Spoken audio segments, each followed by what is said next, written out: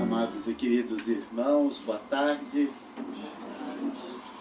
Ai, como as fímbrias do coração estão tão felizes por ver a cada um de vocês nessa tarde. Nosso coração se emociona só em pensar em Jesus, em falar com Jesus, em dizer o quanto amamos Jesus. Ó Mestre, fique comigo nessa tarde. Acalente minha alma, dulcifique minhas palavras, para que as emoções dos sentimentos do coração possam chegar ao coração de todos os irmãos aqui presentes.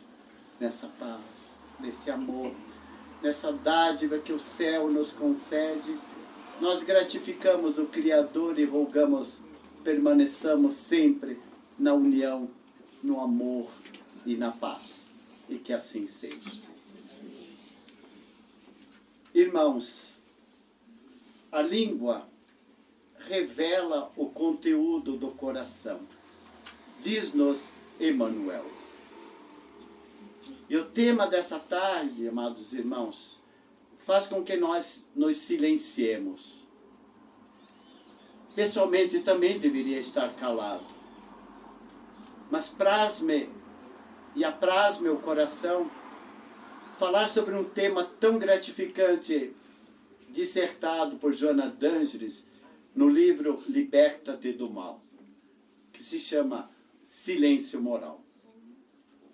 E falar do silêncio não é nos calarmos permanentemente, é sermos inteligentes para falarmos as coisas certas, na hora certa, para as pessoas de que tanto necessitam. Como rogo ao Criador e a Jesus especificamente, que esteja na minha mente e no meu coração, para exatamente poder falar daquilo que a nossa língua traduz do conteúdo do coração, como diz Emmanuel. E ele também, num outro livro fantástico chamado Encontro Marcado, título homônimo até de um escritor brasileiro, né, Fernando Sabino, que fala, numa primeira passagem, com relação à conversa, ele diz, na página 38, conversação, na essência, é permuta de almas. Ou seja, conversar é essa permuta, essa troca de almas, através da palavra que damos e da palavra que recebemos. É tão magnífico pousar de uma maneira mais intelectual, de uma maneira acadêmica, até dizendo que a conversação é exatamente essa permuta de alma, de coração para coração.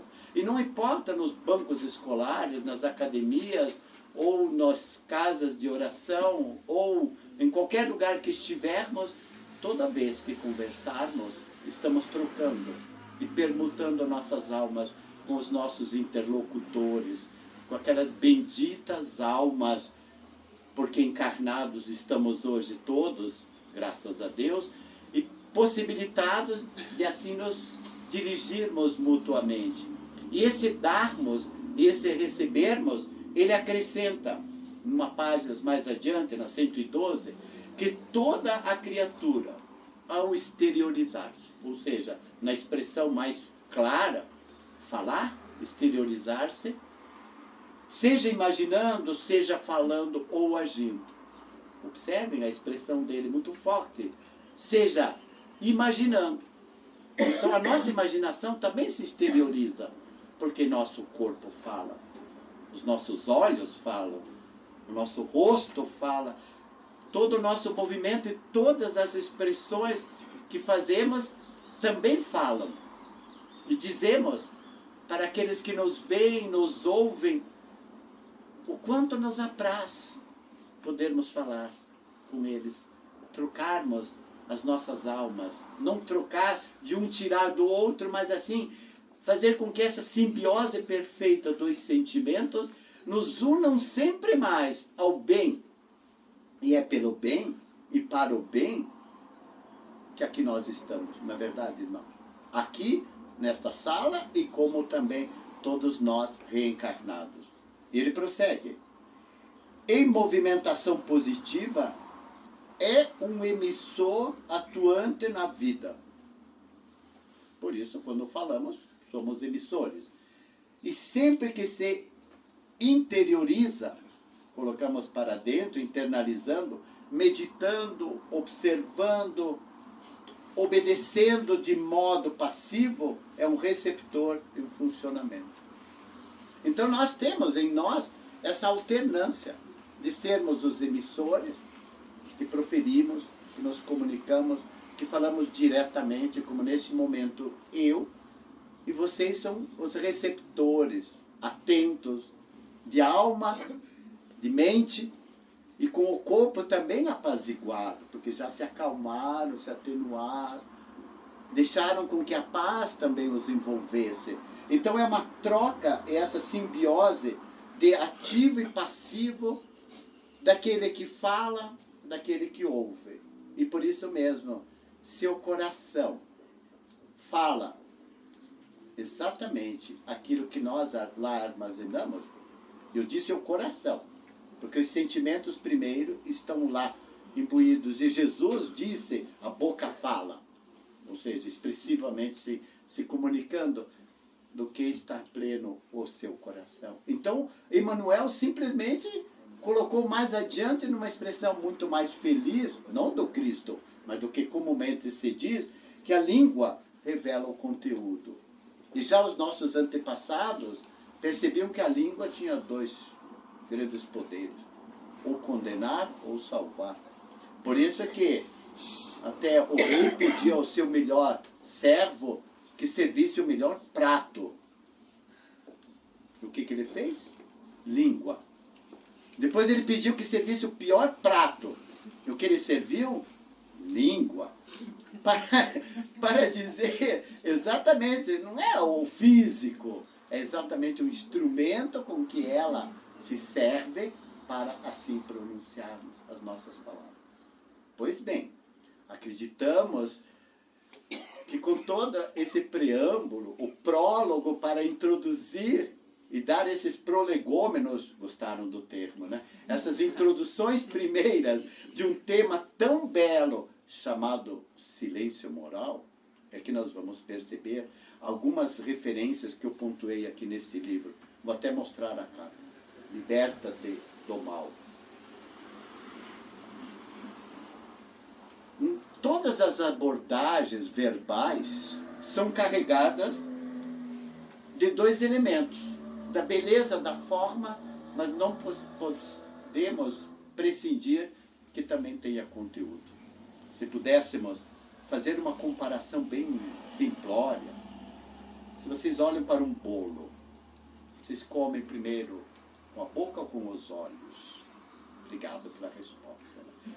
Porque olhamos, sem dúvida nenhuma, a forma, a beleza, a exteriorização, o grande preparo daquilo, de quem o faz. Mas não descuramos que ao provarmos, sentimos dele o conteúdo.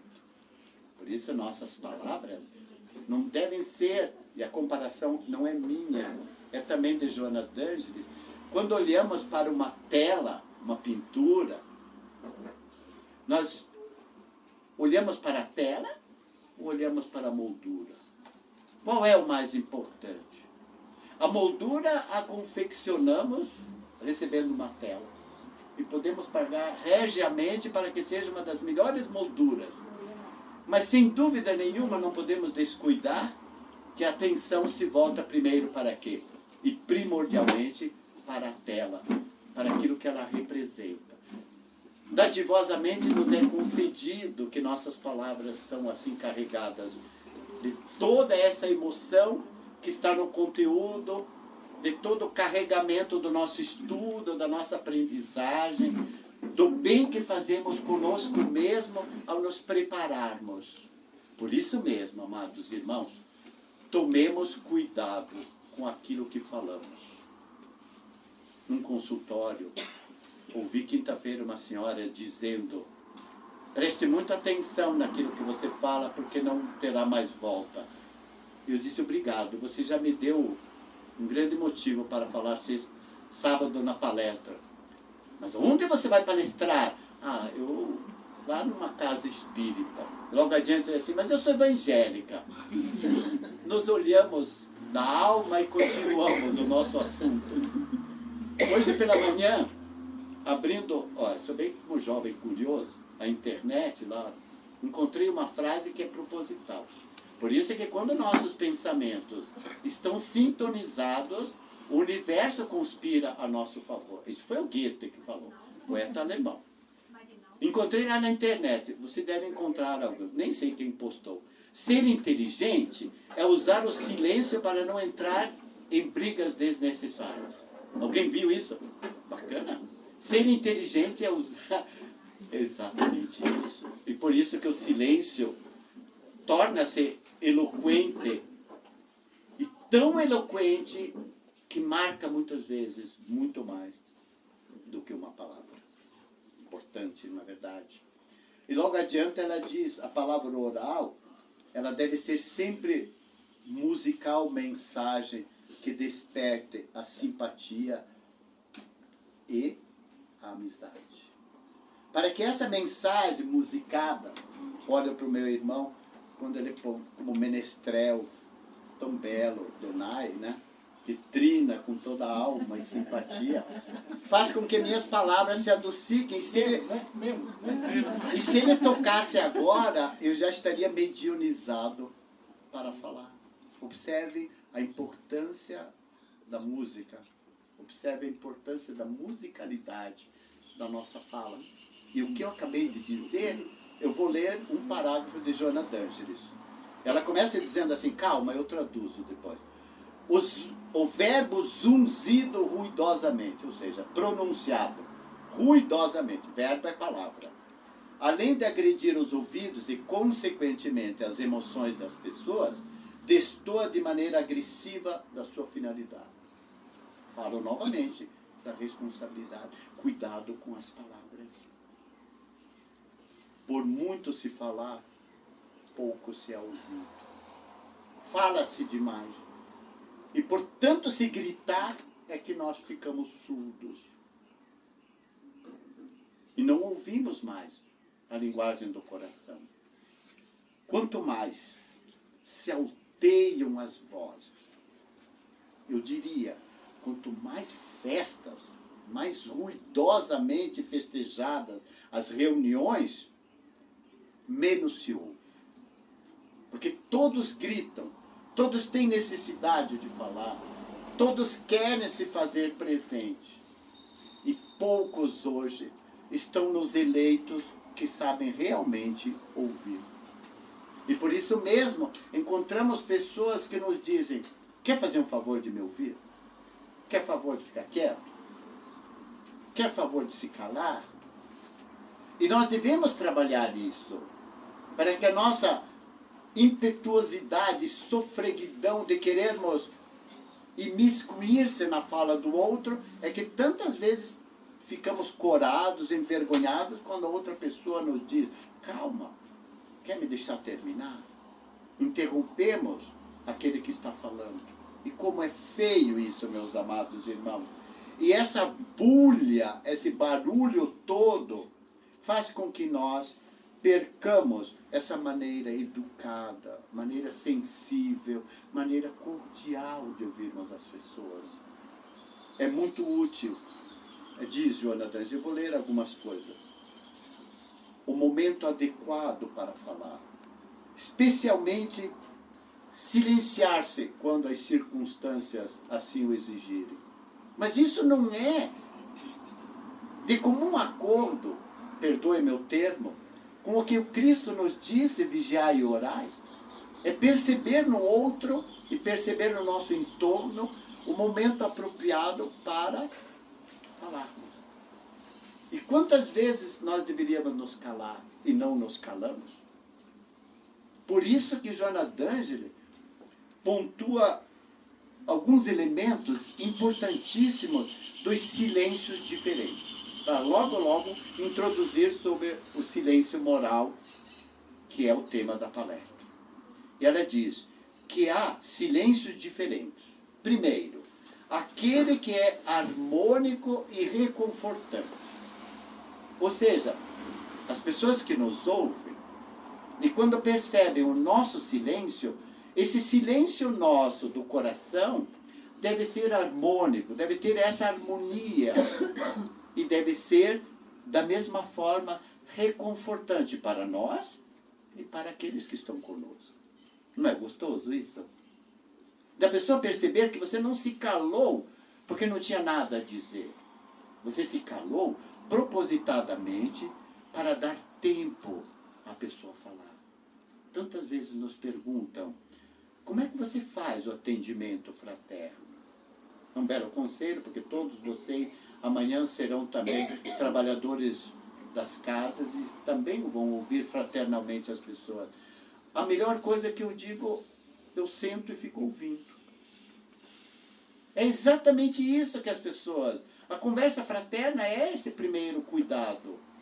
De deixar que a pessoa extravase, derrame a sua alma na nossa frente e conte aquilo que ela achar necessário.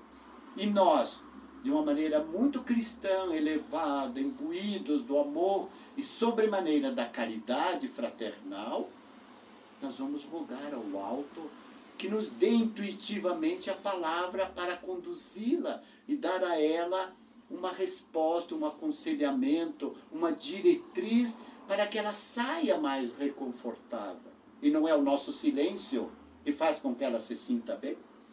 E não é essa a necessidade? Já perceberam quando as pessoas estão chorando convulsivamente? E que você senta ao seu lado e você, de uma maneira muito muda, você não diz absolutamente nada. É como se a sua alma dissesse para ela, eu estou aqui.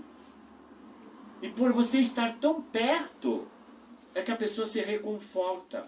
E você permite a ela que chore. E não é momento de lhe perguntar, o que está passando? Qual o seu problema? Deixe que a alma chore. Que derrame seu copo d'água para que Deus coloque, via os espíritos do amor e por sua via também, que é um espírito do bem, dar esse bálsamo confortante. Então o silêncio mais eloquente neste momento, ele é harmônico e é reconfortante. Por quê? Favorece a reflexão e mantém a paz. Bonito isso, né? O segundo, aquele outro, silêncio é de aquietação da palavra. Enquanto os sentimentos contrários da aquietação da alma, que são pensamentos e sentimentos em fúria, em aceitação imposta, revolcam-se, ou seja, convulsionam-se no íntimo, a fúria, a raiva, o desamor, fica convulsionando dentro da alma e trazem o quê? Enfermando quem assim se comporta. Ou seja, criando mais enfermidade daquele que mantém a sua revolta, o seu ódio, o seu desamor dentro da alma. Nesse último, daqueles que se revoltam, daqueles que estão raivosos, irados, que gritam, e já fizemos isso, não se esqueçam, se hoje já não o fazemos, é porque já sofremos muito, não é verdade? Já gritamos com filhos, já gritamos com as pessoas que conosco trabalham, já gritamos na rua, mostramos autoridade quando na realidade não era autoridade, falamos mais alto que o outro, elevamos nosso tom de voz, quando na verdade nós estávamos, irmãos amados, nos rebaixando, nos inferiorizando moralmente. Por isso que o tema silêncio moral é exatamente a diretriz, o norte primeiro, amados irmãos, para debelar definitivamente a rebeldia, o ódio, raiva, rancores, mágoas, melindres, quiçá ainda os mantemos na alma, mas que gradativamente estamos solvendo-os com o bálsamo do perdão. Que bom ouvir isso, que bom podermos sentir isso. Então, Não mais ampliamos a vingança, a agressividade, não mais fazemos ressumar, crescer as angústias e não mais protelamos o conforto emocional, mas o praticamos naquele exato momento. Para agora, meus amados irmãos, que estão prontos para ouvir, Joana d'Ângeles fala-nos sobre o silêncio moral. E ela diz que eu pontuei em 7 itens, ou advertências, ou conselho, como queiram assim enumerar, para didaticamente saírem daqui mais reconfortados, aprendendo o que é esse silêncio moral. Moral é o fanal do nosso espírito, o objetivo do nosso crescimento, da nossa evolução. E quando nos mantivermos em 2 asas, se alargando no conhecimento, no intelecto, mas descuidamos do nosso crescimento moral, não voamos, não alçamos o voo. Por isso que o silêncio moral, ele se adequa como um resultado do equilíbrio. Essa é a primeira advertência.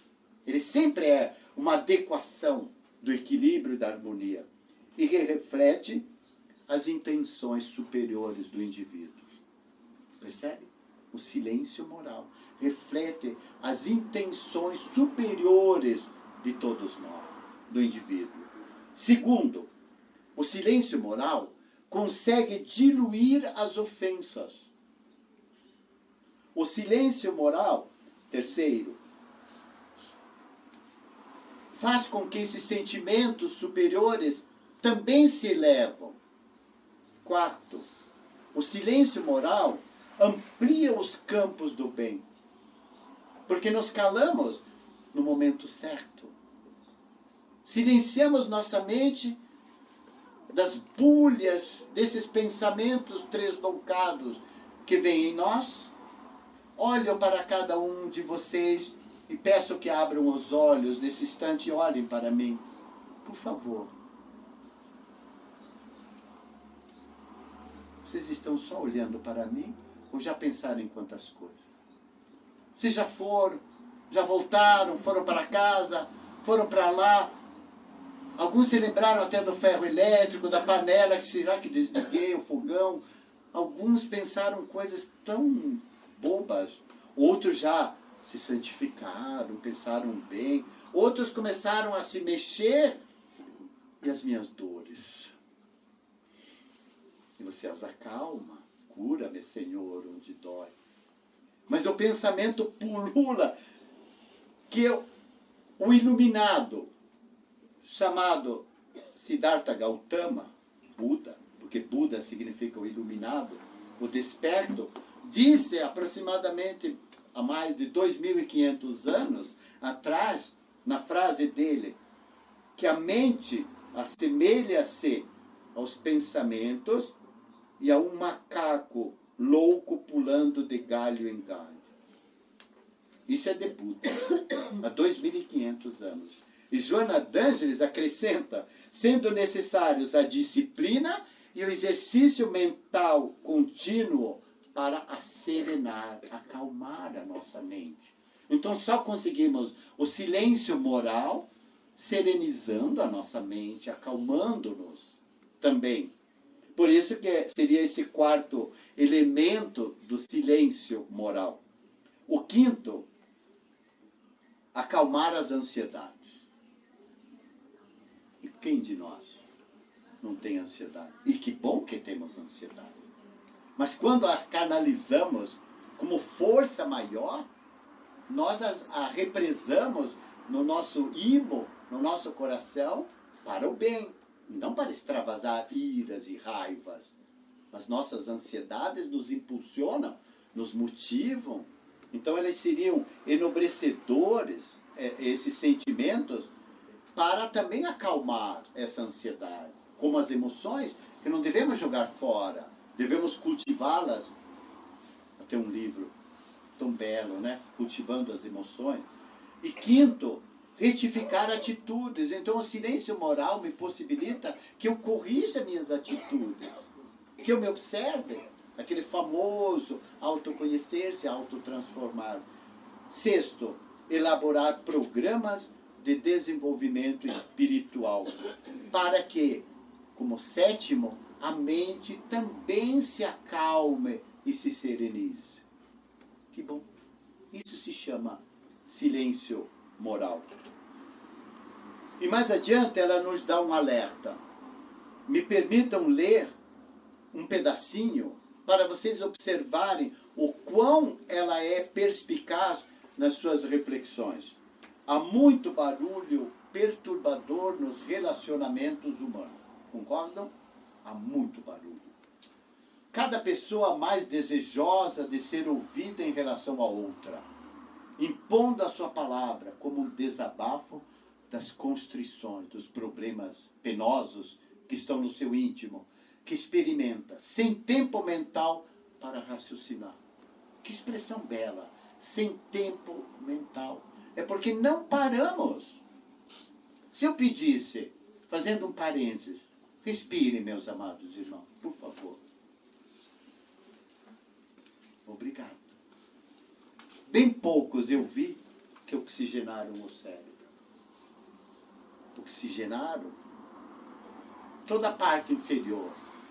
Mas esquecem-se de oxigenar a mente, de oxigenar o cérebro. Façam isso.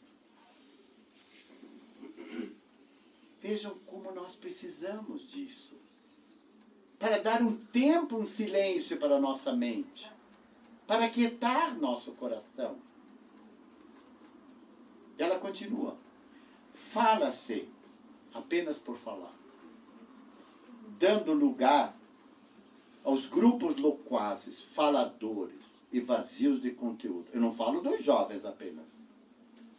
Falo de adultos, muitos. Jovens é comum falarem alto, falarem ao mesmo tempo, estarem agitados. Mas quanto adultos ainda são assim, loquazes e vazios de conteúdo? Ou seja, percebem-se na forma e vazios no conteúdo, que explodem com frequência em gargalhadas, em zombarias e de prazer, quais se representam esgares do que sorrisos promotores de alegria. Esgares são caretas. Ao invés de dar sorrisos de paz, sorrisos de alegria. É como um casal de enamorados que se olham no silêncio mudo da palavra, mas os olhos falam. Os sorrisos encantam um para o outro e fazem com que a comunicação mais eficaz, que é da mente calma e do coração plenificado do amor, que esse silêncio seja benéfico. O silêncio edificante faz muita, mas muita falta na nossa sociedade, nas nossas casas, nos ambientes em que vivemos. E ela mais adiante chama-nos mais uma vez a atenção. Mede-se a estrutura moral do indivíduo, ouçam, mede-se a estrutura moral do indivíduo pela maneira como expressa as suas ideias, dos silêncios que sabe reservar-se quando se faz necessário. Mede-se a estrutura moral de cada um ao expressarmos nossas ideias e quando nós soubermos também nos permanecer em silêncio eloquente. O que vocês entendem por isso? O que seria essa estrutura moral? É o espírito encarnado que estamos hoje, vivendo essa melhor das nossas experiências, estando hoje aqui para ouvir, refletir, para melhorar, para me curar. Mas antes de curar o corpo que dói, o que devemos curar? A nossa mente, os nossos pensamentos, curar nosso coração, curar tudo aquilo que está dentro de nós, que Jesus chamava e percebia claramente quando dentro de cada um dos que iam à sua frente pedindo que ele os curasse, ele percebia que dentro de cada um estava já a cura pronta. Mestre, se tu queres, eu serei curado. Ao verbalizar o pedido, ele já demonstrou que dentro dele havia o desejo da real transformação. Isso se chama, o que Joana d'Angeli denomina, de estrutura moral. Da capacidade de nós nos posicionarmos de uma maneira tal que as pessoas nos compreendam quando estivermos calados. E que saibam respeitar o nosso silêncio, mas que da mesma forma também saibamos respeitar os silêncios dos outros. Como vivemos permanentemente com televisores ligados, aparelhos de som ligados, internet na mão móvel, os aparelhos móveis das nossas mãos, não paramos de pensar. E não fazemos o silêncio da nossa mente. Concordam? Não damos tempo para nós mesmos. Como somos tolos. E se tirássemos o televisor da casa, se tirássemos os aparelhos de som, se tirássemos os aparelhos móveis, sobremaneira os celulares, das nossas mãos, dos nossos bolsos, das nossas bolsas, durante uma semana, como é que nos comportaríamos?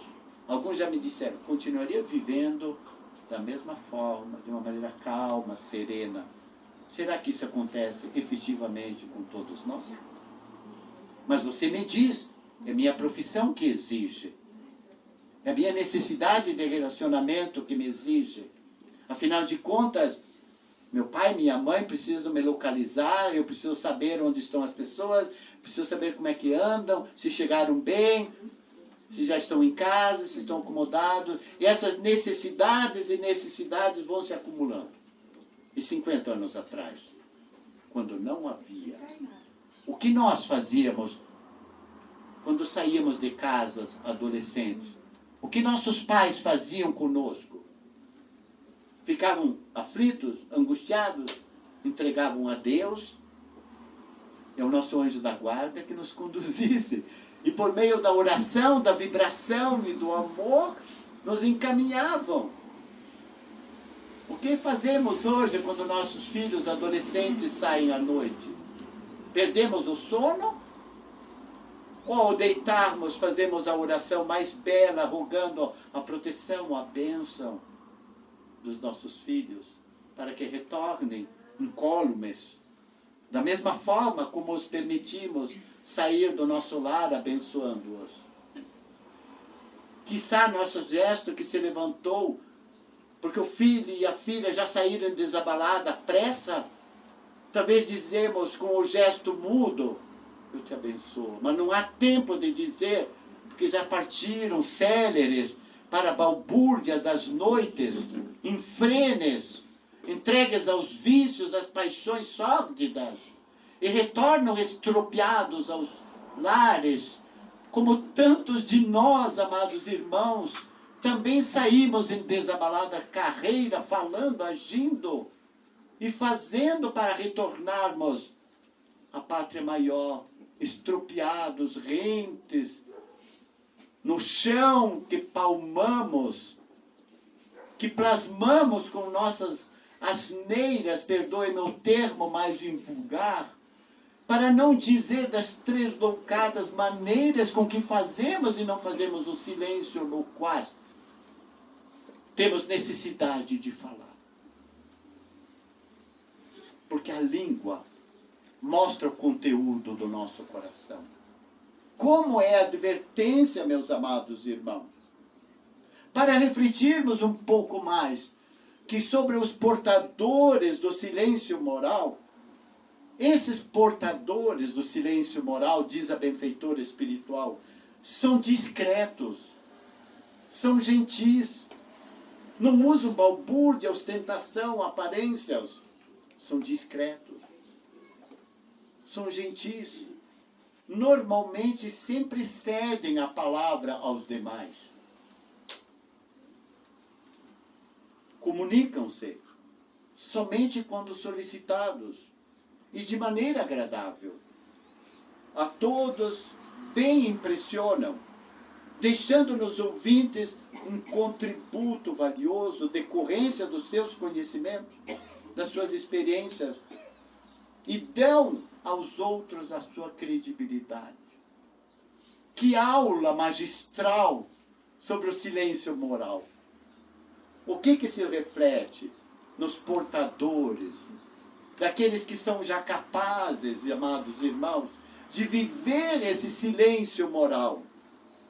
São gentis, são discretos, cedem a palavra, comunicam-se de uma maneira agradável, deixam seu contributo porque impressionam muito mais com o conhecimento, com as experiências, com a sua credibilidade, com a sua moral.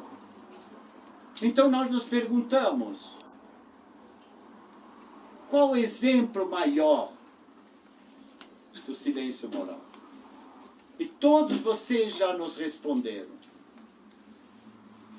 Jesus. Querem ver o que Joana d'Ângeles diz? Porque ela foi Joana de Cusa, uma das mulheres que estava com Jesus. Jesus era sempre exemplo, porque sempre era comedido no falar. Comedido é que não fala demais. Sabe exatamente a justa medida no falar. Pródigo no agir, ou seja, segurava ao falar e era grande no agir, ensinando sem palavras, que as mesmas se faziam desnecessárias. Ensinando sem palavras, porque as mesmas em Jesus eram desnecessárias. 1234 anos depois, aproximadamente, a reencarnação do discípulo amor do Mestre, João Evangelista. Francisco de Assis nos diz na sua palavra mais bela: pregue o Evangelho. E, se necessário, use da palavra. Queridos, isso é o mestre redivivo. Jesus era comedido no falar, era grandioso, pródigo no agir, porque suas palavras eram eloquentes no silêncio moral. E quem ousava discordar do mestre? Vocês sabem que havia muitos que o tentavam. Há vários exemplos. Mestre, que pensa disso? Qual a tua opinião? Observe. O próprio Cristo, de maneira invulgar, incomum, que lês nas Sagradas Escrituras para conseguir o reino dos céus? Ah, que devo amar a Deus e amar o próximo como a mim mesmo. Muito bem, respondeste o bem. Vá e faz exatamente isso. Era a tentação, porque não tinham outras palavras diante do silêncio eloquente do Mestre. E havia necessidade de colocá-lo à prova. Então Francisco de Assis, 12 séculos praticamente depois, pregue o Evangelho. Mas se precisar, e se necessário, use também da palavra. Mas nós pensamos que pregar o Evangelho é vir aqui, fazer uma belíssima palestra, é tocar a emoção, o coração das pessoas. Por isso que eu pensei, eu queria fazer uma palestra muda da palavra e eloquente do coração. Mas se vocês olharem minha alma, meus amados irmãos, vão senti-la muito próxima da sua alma. Porque nossa emoção, já percebemos que o nosso silêncio moral está conosco. E pregamos quando agimos, ao invés de falarmos. Porque nossas obras são exatamente aquelas que nos testemunham, são nosso galardão, nosso passaporte. A benfeitora Joana d'Ângeles também nos diz que a sua autoridade moral é seu passaporte para a eternidade. É a sua identidade. Quando pedimos a alguém para nos mostrar a identidade, imediatamente vamos à nossa carteira Mas essa identidade de cristãos, de viver e sentir o Evangelho dentro de nós, amados irmãos, é nosso passaporte, que não prescinde de palavras, precisa de atos, precisa de atitudes, precisa da eloquência do nosso silêncio moral.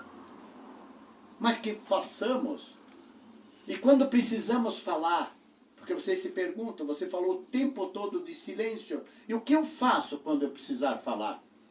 E ela nos diz algumas coisas. Fale com simplicidade.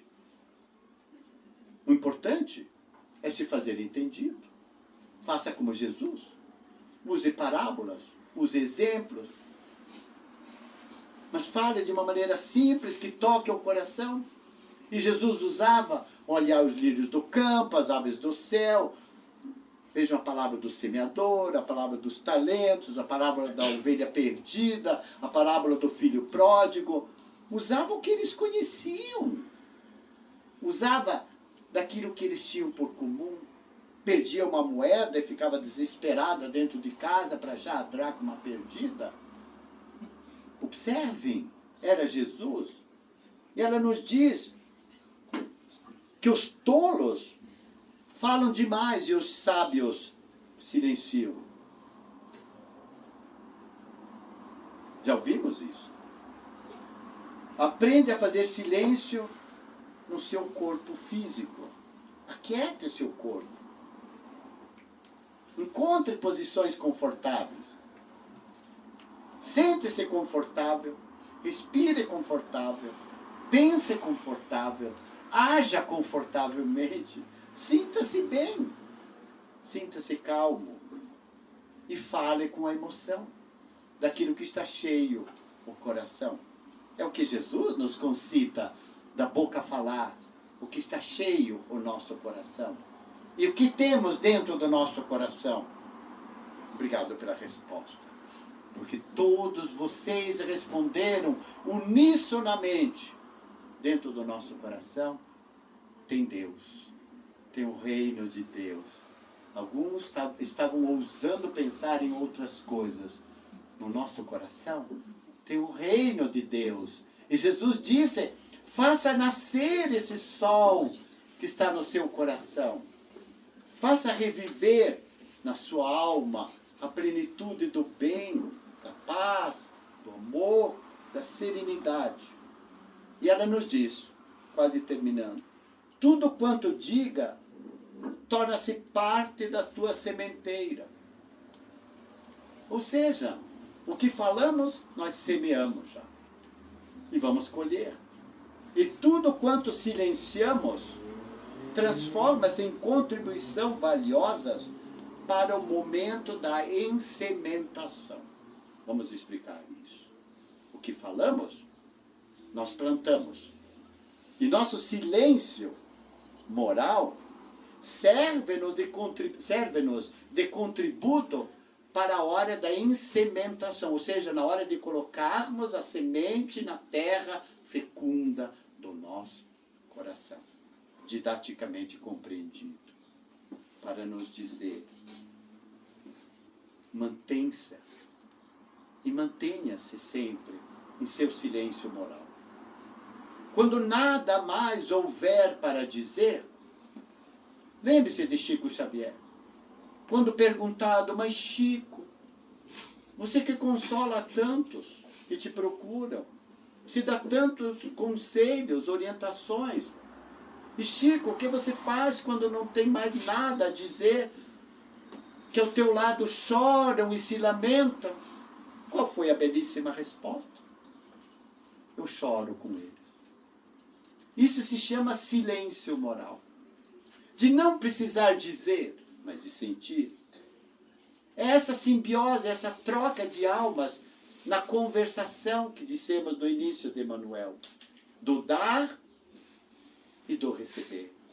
Damos o que dadivosamente e recolhemos no nosso imo, no nosso coração. Porque nosso coração está pleno hoje, aqui e agora, da boa semente plantada, na virtude maior, amados irmãos, de nos compreendermos, de nos amarmos, de nos respeitarmos. de vivermos primeiro para nós, no reino íntimo da nossa alma, na paz e na harmonia.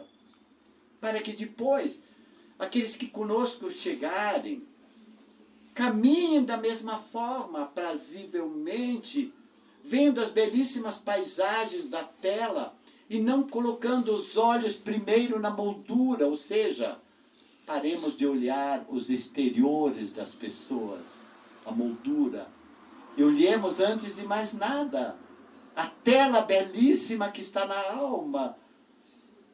E quando conseguimos, amados irmãos, olhar a tela íntima, do íntimo de cada um dos nossos irmãos, nós esquecemos da moldura exterior.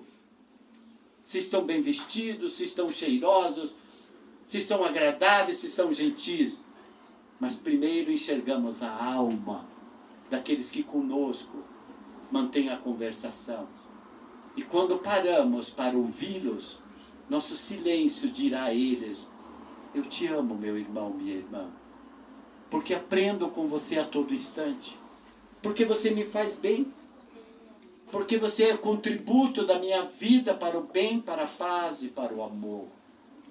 Amados irmãos,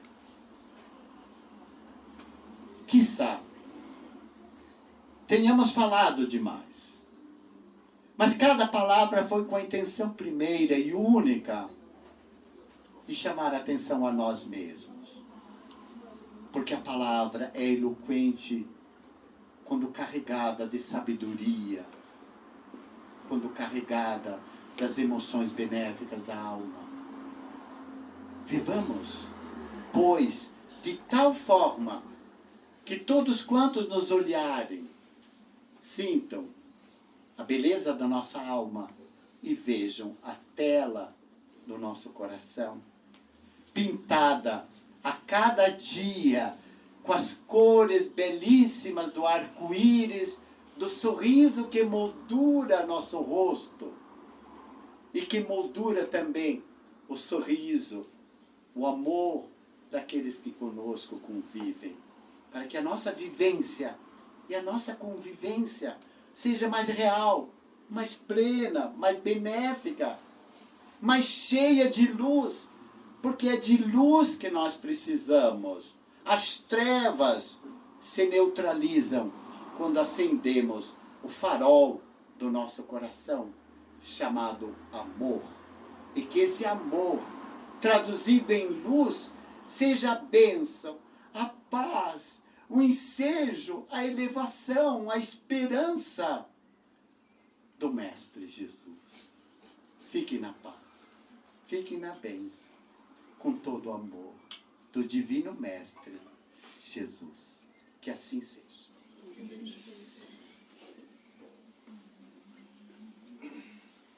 Então, meus irmãos, dando continuidade aos procedimentos da casa, nós vamos mais uma vez cantar o Pai Nosso, né? Para o encerramento da palestra. E na sequência, então, vocês serão chamados para os passos. E o tempo também fica à disposição de vocês, se quiserem conversar com o Silvinho, fazer alguma pergunta, alguma indagação. Vamos cantar com o coração, amados irmãos. Cante do seu jeitinho. Deixe sua voz sair com o Pai Nosso.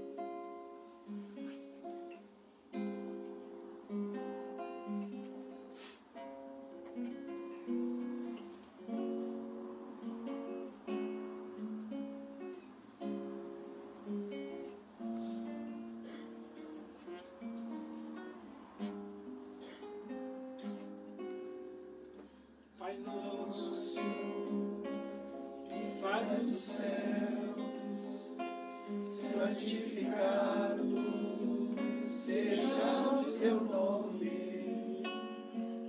Venha a nós o teu reino, seja feita a sua vontade, assim na terra como no céu. O pão nosso de cada dia nos dai hoje.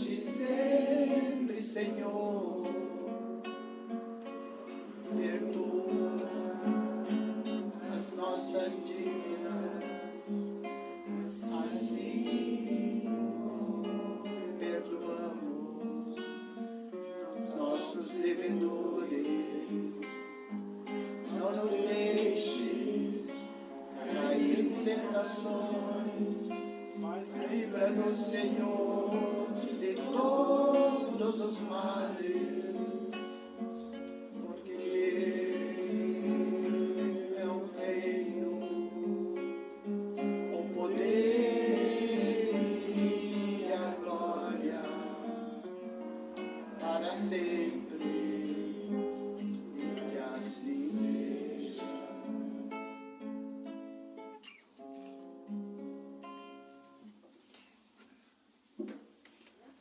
Como é que liga isso daqui?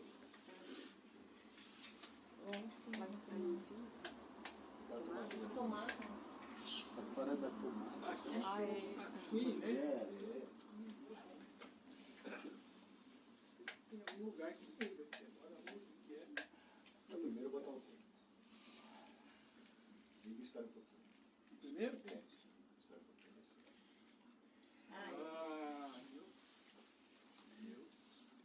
Ai, ai. Como vocês estão, meus irmãos?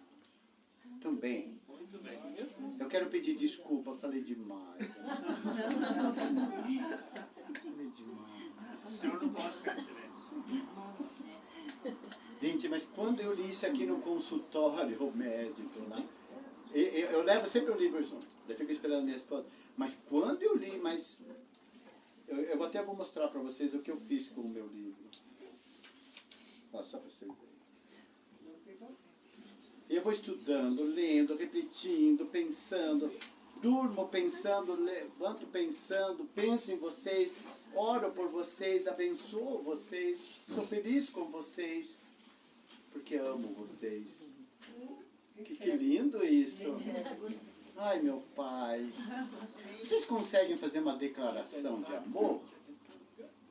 Se tem alguém que não consegue, eu ensino depois. Professor.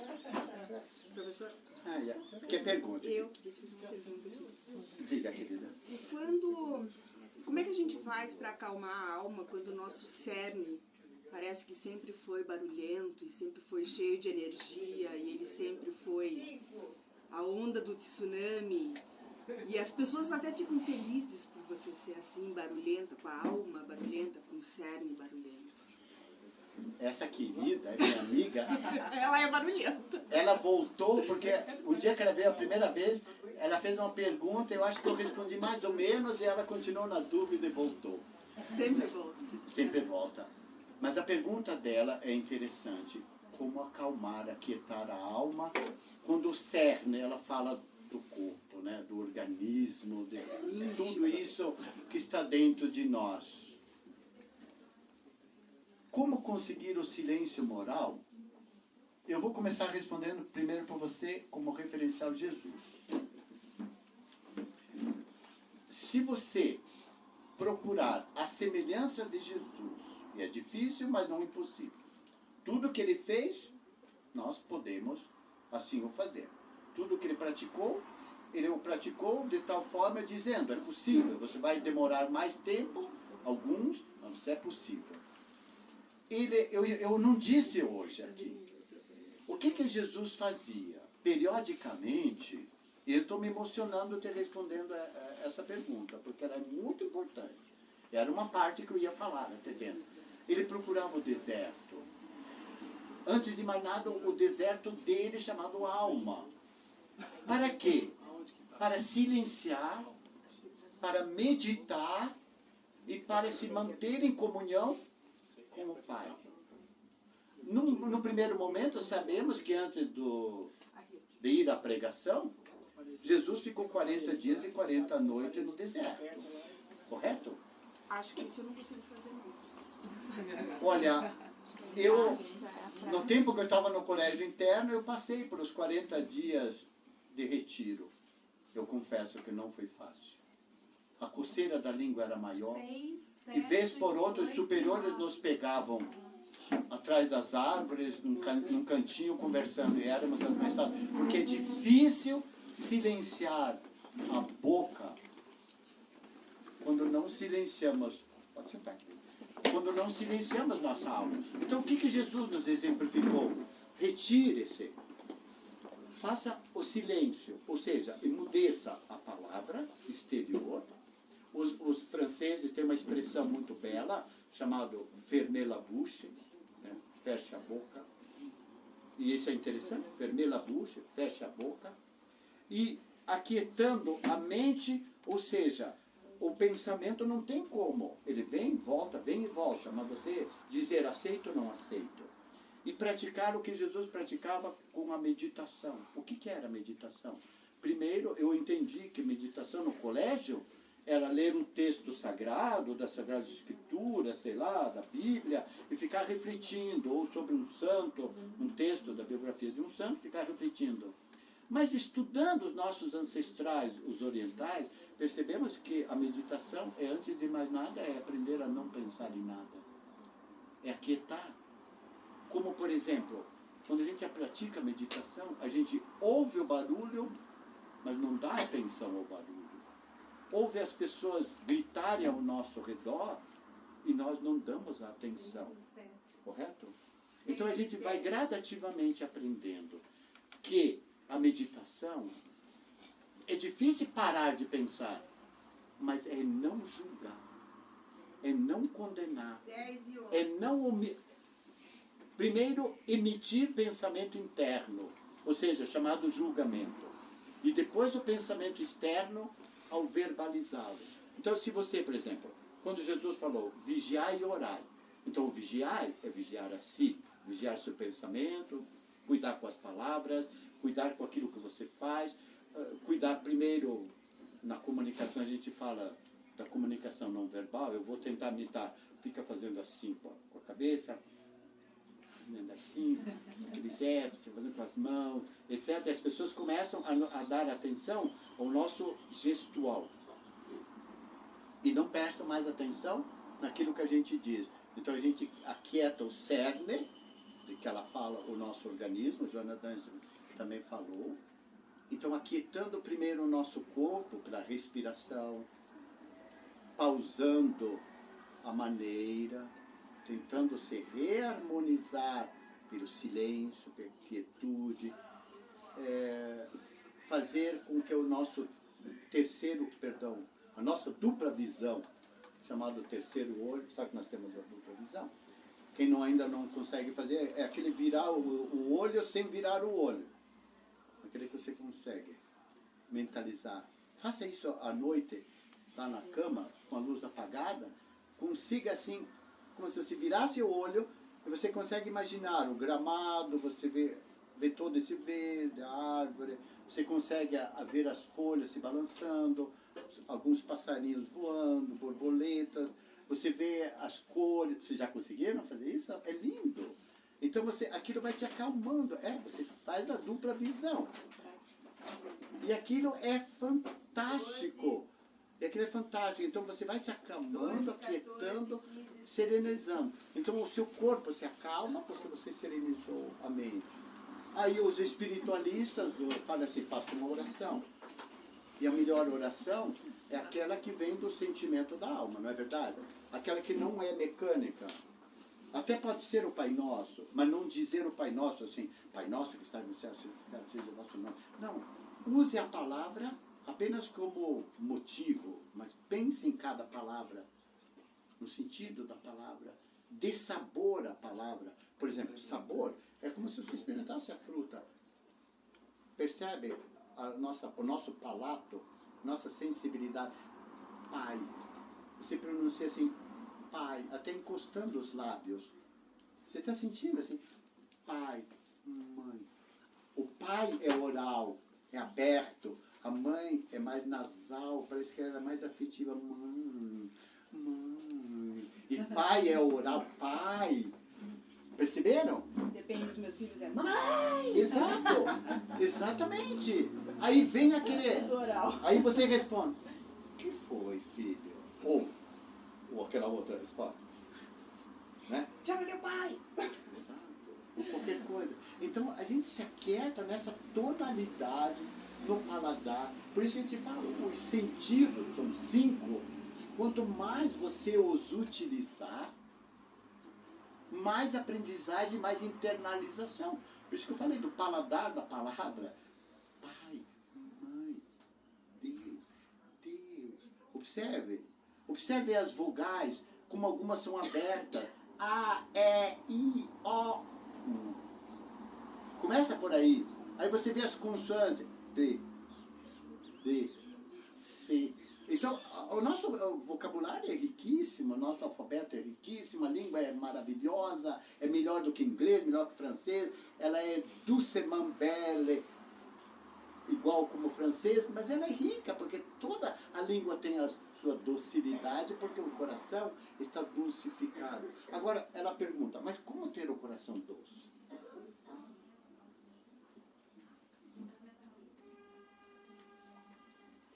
Bem-aventurados os puros de coração. Aí você pergunta mais, vem uma segunda pergunta, mas como ter coração puro? Trabalhe a mente, limpe sua mente, tire da sua lixeira mental e jogue fora, delete, mas tire da lixeira mental tudo que é inócuo, prejudicial, inútil, que você já não precisa mais.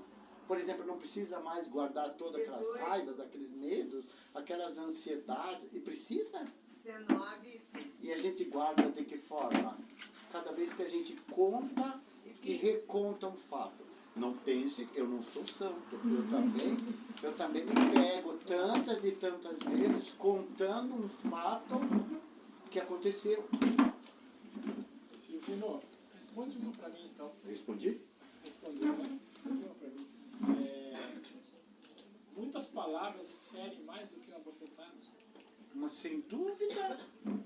Por Às vezes exemplo. é preferível levar um tapa do que escutar certas coisas. Por exemplo, uma pergunta que eu faço depois, eu estou implicitamente respondendo ao Cristo. Quantos nãos você já ouviu na vida? Calma, não precisa pensar agora que você está com 30 ou com 20. Pense até os 5 anos. Quantos nãos? Mas há vários nãos. Verbais ou não verbais? Exatamente. Então começa assim, quando você diz assim, chama teu pai. Mas se ela dissesse, por favor, filho, Vai chamar o papai. dá um tempinho. Quando o papai chegar, nós vamos conversar nós três. Chama teu pai que tá lá na frente da televisão, controle remoto. Exatamente. E se nós trocássemos, vocês já entraram, não tiraram, porque chegar à frente de uma porta e está escrito, não bata. Ou entre sem bater. Transforme todas essas frases negativas em frases positivas. Você vai levar um tempo. Demora. Faça essa experiência. Tudo que você enxergar de frase negativa, transforme-as em frases positivas. Observe a primeira revelação. Todo mundo sabe qual foi a primeira revelação e com quem. Ou não. Sejam sinceros. Quem sabe? O Alexandre sabe, porque ele já falou, é lógico, sobre isso. Com Moisés, o Decálogo. E tinha a lei civil, que era o código civil, era bofetada da palavra, né? Não matar, não roubar, não cobiçar, não é isso, não é aquilo. É na verdade. Era o código civil. Mas tinha também o código moral, do respeitar a Deus, do amar a Deus, amar o próximo e etc. Aí veio a segunda revelação com Jesus. E Jesus ensinou pelo não raramente. Jesus... Estava errado, professor. Estava errado esse não matarás. Porque ele é extremamente Não. objetivo e fácil de entender. Não, Né? ele estava fácil e correto para a época, ele tinha que ser assim. Era um povo rebelde, era um povo que não obedecia, preferiam todos, a tal ponto que aquele judeu queria, vamos voltar lá para o Egito. Queremos cebola lá, né? Eles queriam voltar para o Egito. Tinha que fazê-los entender que se eles não cumprissem certas Eram coisas, eles seriam bárbaros. castigados. Era olho por olho, dente por dente, etc. Então ele utilizou exatamente o que era adequado. Por exemplo, você pega vocês já leram a Bíblia lá do Gênesis, todos já leram? E tem partes lá no Antigo Testamento, você vai pôr a mão na cabeça, meu Deus, o que é isso? Mas, gente, aquilo acontecia, foi escrito para um povo naquela época. Por exemplo, as filhas embebedarem o pai, porque ele não tinha filho varão, não tinha filho homem. Está lá. As filhas embebedarem o pai, tiveram um relacionamento para dar ao pai um filho homem. Aí você, que é isso? 25. Mas a gente não está vivendo um pouco isso hoje? Os Essa incestos, mesma- né? As mesmas barbáries que aconteciam naquela época. Mas então, o que volta? O que volta, meus queridos, se não aquele primarismo dentro de nós? Cada vez que a gente grita, cada vez que a gente guarda raiva, explode com raiva, o que a gente está trazendo? Serão instintos ainda, é na verdade. Os instintos que a gente tinha lá, quando a gente passou do reino animal, sabe que a gente já passou do reino animal, passamos para o reino mineral vegetal, para chegar ao hominal, o homem. Aí começou a razão. E aí começamos os sentimentos. Mas e quantos instintos? E que são nossos instintos? Aquilo que no Evangelho está lá no capítulo 17, né? Conhece-se o verdadeiro espírita, aquele que, né, pela sua transformação moral e pelos esforços que empreende para domar os seus más instintos, as suas paixões.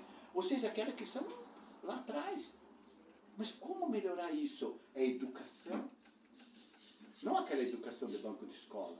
É educação interior. E começa você a se educar como? Quando você começa a se conhecer, para depois se transformar. Meu Deus, eu sou assim ainda? Que é isso? Aí você gradativamente. Agora, sem martírio.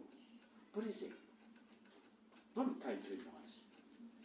O ano normalmente tem 365 dias. Cada 4 anos, um a mais. Se a cada dia você trabalhasse uma coisinha, mas uma coisinha pequenininha. Por exemplo, hoje eu vou trabalhar aquela minha resposta que eu dou para o meu filho. Então hoje eu vou trabalhar essa maneira. Hoje eu vou cuidar. Gente, se a cada dia você trabalhasse uma, são 365 melhorias no ano. Multiplique isso por 10 anos. São 3.650, um pouquinho mais. Observe em 20 anos, em 30 anos. Quantas coisas você vai melhorar. Só que a gente faz de uma maneira muito tola, querendo mudar tudo ao mesmo tempo, como se fosse um remédio. Sabe aquele frasco de remédio? Mas é muito bom. Eu quero melhorar rápido. Eu vou tomar tudo ao mesmo tempo. É assim que se procede? Não são doses homeopatas? Por exemplo, a água fluidificada, quando você vai ao tratamento. Alguns trazem ainda água para ser fluidificada, não é verdade? Como é que você toma? Ah, tu com sede toma tudo. Não. Você vai tomando um cálicezinho por dia, ou à noite, pela manhã, ou um pouquinho a cada momento que você se sentir mais doente do corpo, mais doente da alma, mais doente mentalmente. Vai tomando gradativamente. E você vai conseguindo, dessa forma, se transformar. Agora, minha querida amiga, em dezembro eu vou fazer 70. Ó, gostaram? 70 anos. Um carinha de 55. Ó, 70 anos. Agora você pergunta, você está bem, né, Silvia? Não. Posso estar bem fisicamente, mas quanta coisa que tem ainda para melhorar. Por isso que de uma maneira muito sábia, a gente pede a Deus, me dê muito, mas muito tempo aqui, para que eu possa aprender mais, melhorar mais. Eu fiz besteira um dia, falei assim, meu Deus, mas já vivi bastante, né? Nossa, estava lá mais com 50 e pouco. Para logo em seguida dobrar o joelho e pedir perdão a Deus, meu Pai, por favor, eu não falei nada disso. Mas quer ver uma outra besteira que a gente faz? O Cris já conhece, já falei. Ô Senhor, 24 horas são muito pouco, meu Deus, por favor, me dê mais uma horinha. Aí Deus manda o mensageiro dizer assim, mas querido, você já faz tanta besteira em 24, quer mais uma horinha ainda? E a gente roga, para quê? Para aumentar. Mas em síntese, respondi a tua pergunta, aí a palavra é mais ofensiva que uma bofetada. Eu estava dizendo para o Cris que a maneira como você diz sim, a maneira como você diz não, é o que importa. Porque a palavra, a palavra vem aqui, a bofetada vem aqui. A palavra fica no coração. A bofetada, ela pesa por quê? Porque eu acredito que ela nunca vem silenciosa. Já viram uma bofetada silenciosa? É muito raro. Ao mesmo tempo, né? A palavra e a Exato, ela vem carregada. Primeiro porque já teve um pouquinho antes alternância de atitudes, de palavras, sei lá, né? A pessoa não chega inesperadamente e pum, dá uma bofetada e vai embora. Não, houve todo um processo. Então ela vem carregada das fortes emoções, o físico, né? E isso até que é fácil, né? Passa um creminho lá, vai bacana, vai tirando, né? O vermelhidão, com os dias passa. Mas a dor da alma é como, por exemplo, o indivíduo que esbofeteia a esposa, esbofeteia a mulher. Meu Deus, parece que ele nunca leu um evangelho, coitado, ainda está precisando. 35, 36, 37, 38.